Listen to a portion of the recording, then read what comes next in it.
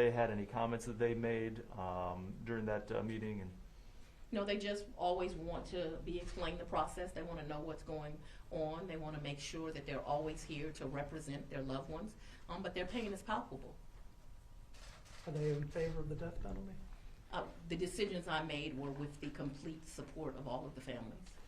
Again? The decisions that I made to seek death were with the complete support of the families, and they continue to support this office.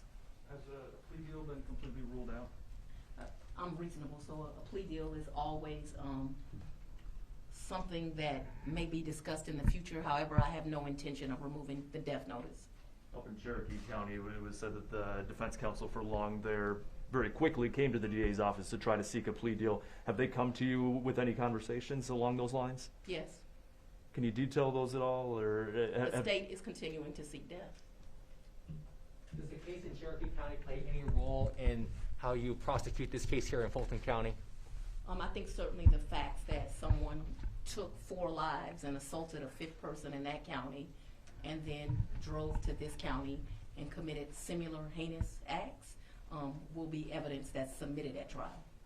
During the case in Cherokee County, during that plea deal just a few weeks ago, the DA had mentioned that the FBI was a part of this hate crime investigation, more than 500 hours logged in that case, and she had said during a news conference to us that there was not sufficient evidence to pursue this case as a hate crime. Your stance on that, and I know you're still intend to pursue this case as a hate crime. I do. I have all the respect in the world for the DA down there in Cherokee County.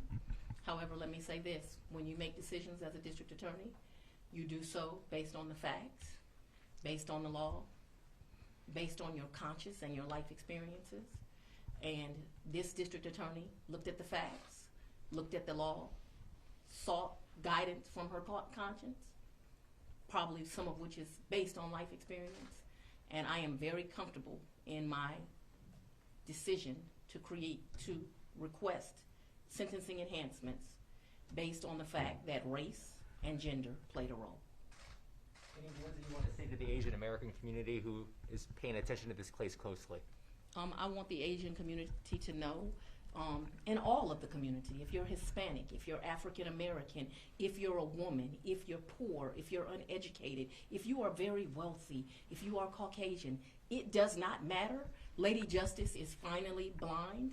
Every single person in this community has value, and we will fight for them as hard as we would fight for any victim. And so I want them to rest assured and go to sleep at night knowing that they put a district attorney in office that will seek to protect them every time.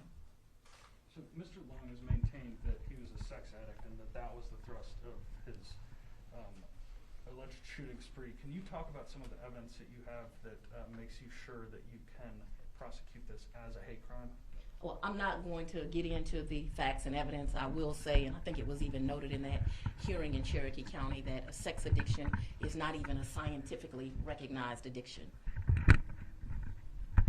It was just last summer that state lawmakers put this hate crime enhancement into state law. How important is that in this case, that now you actually have that as a tool to use here?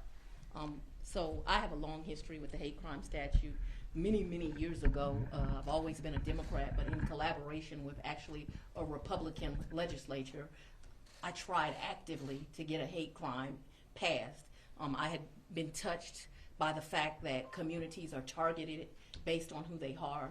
One of the cases that touched me the most actually had nothing to do with race, but it was a homosexual victims, I should say, who the defendant had poured boiling hot water on them and peeled their skin off.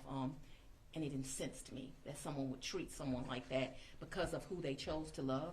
It incenses me that people would treat someone differently because of how they choose to worship or because of how God made them.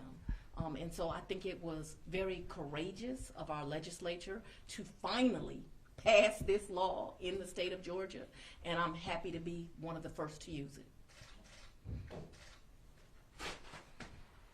You said you're open-minded and reasonable, and the defense counsel had already approached you as far as some sort of plea deal.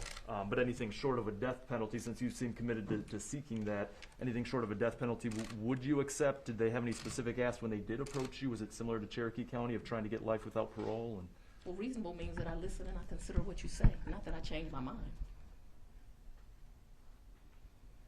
Thank you all for coming.